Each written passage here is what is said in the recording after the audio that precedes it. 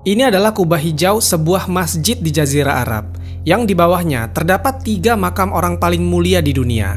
Terdapat makam Sayyidina Abu Bakar, Sayyidina Umar, dan bahkan Rasulullah SAW. Namun ada satu hal yang aneh dan janggal mengenai kubah ini, yaitu sebuah jendolan atau seperti gundukan yang terdapat pada sisi kubah hijau ini.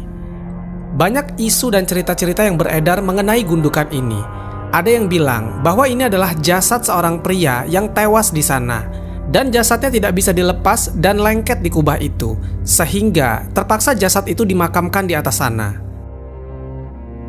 Maka siapakah jasad pria ini, dan bagaimanakah kisahnya?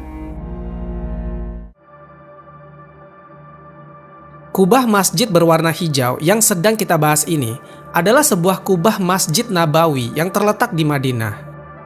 Masjid Nabawi merupakan satu destinasi penting ketika kita menjalankan perintah ibadah haji ataupun umroh.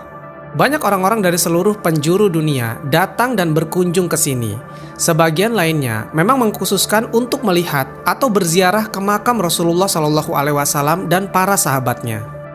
Namun beberapa orang masih banyak yang belum menyadari tentang sesuatu yang janggal di atas Masjid Nabawi ini, di mana terdapat suatu gundukan atau benda aneh yang menempel di sana. Dikisahkan berdasarkan penuturan Syekh Az-Zubaidi yang katanya seorang ahli sejarah Madinah yang menceritakan, jadi dahulu pernah ada seorang pria yang hendak menghancurkan Masjid Nabawi. Entah apa alasannya, pria ini memulai menghancurkannya dengan menaiki kubah dengan cara memanjatnya. Maka setelah si pria berada hampir di puncak kubah itu, tiba-tiba ada petir yang menyambar dan tepat mengenai tubuh pria itu.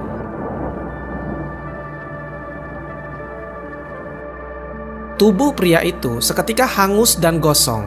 Nah, karena gosong inilah, tubuhnya dikatakan lengket dengan kubah Masjid Nabawi, sehingga sulit dan bahkan tidak bisa dilepaskan dari atas sana. Maka dengan kondisi terpaksa, akhirnya jasad pria malang itu ditutupi oleh suatu benda dan dimakamkan di sana. Kemudian dicat dengan warna yang serupa dengan warna kubah tersebut. Hal ini dikatakan sengaja dibiarkan begitu saja, supaya kedepannya bisa menjadi pelajaran bahwa barang siapa yang mencoba mengganggu atau menghancurkan situs suci, maka konsekuensinya akan sama seperti apa yang dialami oleh pria yang tersambar petir itu. Nah, isu ini teman-teman telah tersebar di mana-mana, bahkan isu ini sempat memancing perdebatan. Banyak kanal-kanal media sosial yang menceritakan kisah ini tanpa adanya sumber atau bukti yang jelas. Dan bahkan ada beberapa artikel juga yang menceritakan kisah ini yang terkesan ambigu. Menurut beberapa sumber, kisah pria yang tersambar petir ini diperkirakan terjadi pada tahun 2006 silam. Dan anehnya, jika peristiwa itu terjadi pada era milenial, di mana di era itu teknologi sudah cukup mumpuni, mulai dari kabar digital dan media massa. Tapi berita tentang kisah ini tidak pernah viral pada tahun itu, bahkan pada masa sekarang. Karena sebagian besar kita yang tinggal di Indonesia tidak mengetahui tentang kisah orang yang tersambar petir di atas kubah Masjid Madinah, sehingga hal ini pun menimbulkan kerancuan. Maka benarkah kisah ini? Masjid Nabawi merupakan salah satu masjid yang mengandung sejarah penting bagi umat Islam. Awalnya, lokasi berdirinya masjid ini merupakan tempat penjemuran buah kurma milik 2 orang anak yatim bersaudara, yaitu Sal dan Suhail bin Amr, yang kemudian tanahnya dibeli oleh Rasulullah SAW. Kemudian di tanah ini, Rasulullah SAW membangun masjid dan rumahnya dengan tangannya sendiri, yang kemudian dibantu oleh para sahabat dan kaum muslimin lainnya. Pada pertama kali dibangun, masjid ini hanya berukuran 50 x 50 meter dengan tinggi atap sekitar 3,5 meter. Keempat sisi tembok masjid ini terbuat dari batu bata dan tanah, sementara atapnya terbuat dari pelepah daun kurma. Dan sebagian atap lainnya dibiarkan terbuka dengan tiang penopang yang terbuat dari batang pohon kurma. Kemudian dalam perkembangannya, Masjid Nabawi telah beberapa kali dilakukan renovasi dan perluasan bangunan. Tercatat renovasi dan perluasan telah dilakukan beberapa kali. Sebelumnya, Masjid Nabawi memiliki atap yang berbentuk datar. Namun, ketika masa Kesultanan Umayyah Al-Walid I, Masjid Nabawi dilakukan pemugaran dan pembuatan kubah. Pada awalnya, kubah ini bukan berwarna hijau, Lalu pada tahun 1837 Masehi, barulah kubah ini dicat dengan warna hijau, dengan tujuan agar mudah dikenali. Kemudian mendapat sebutan baru yaitu kubah hijau. Kubah ini juga bertujuan untuk menjadi penanda. Jika orang dari jauh melihat kubah hijau ini, itu tandanya makam Rasulullah SAW tepat berada di bawahnya. Karena posisi makam Rasulullah SAW, Sayyidina Abu Bakar dan Sayyidina Umar tepat berada di bawah kubah hijau ini.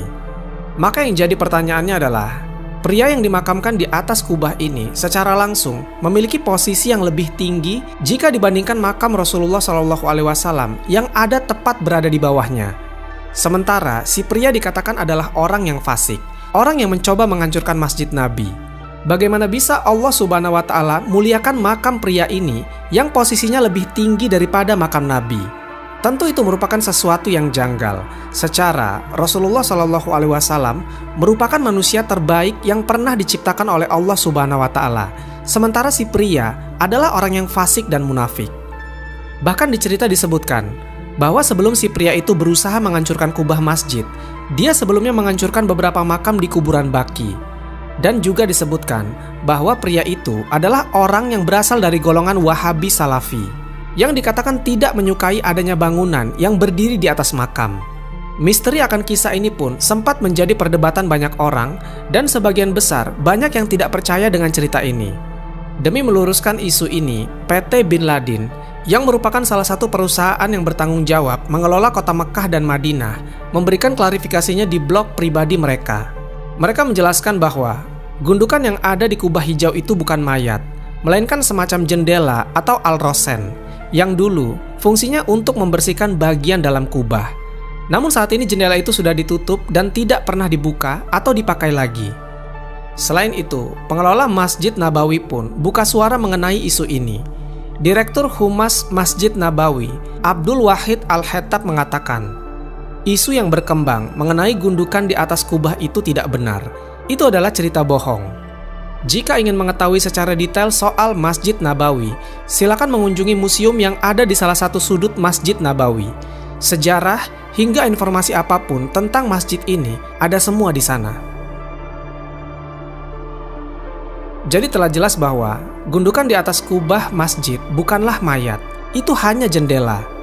Maka siapakah yang menyebarkan isu ini dan apa tujuannya? Beberapa blog yang berisi artikel tentang kisah ini bersumber dari blog-blog orang Syiah. Iya, kebanyakan orang-orang Syiah lah yang menyebarkan cerita bohong ini. Dan bahkan, mereka menceritakan kisah palsu ini di majelis-majelis komunitas mereka. Dengan tujuan, karena orang-orang Syiah kesal dengan pemerintah Arab Saudi. Sebab dahulu, pemerintah Arab pernah menghancurkan bangunan-bangunan keagamaan yang ada di wilayah pekuburan Baqi. Jadi seperti monumen atau tempat-tempat ibadah yang ada di sekitaran pekuburan itu dihancurkan dengan alasan untuk menegakkan tauhid dan memberantas syirik dan bid'ah. Karena dikhawatirkan dengan adanya bangunan atau monumen-monumen di sekitaran pekuburan, orang-orang akan berdoa kepada kuburan atau bahkan melaksanakan sholat menghadap kuburan. Karena hal itu sangat dilarang dalam Islam.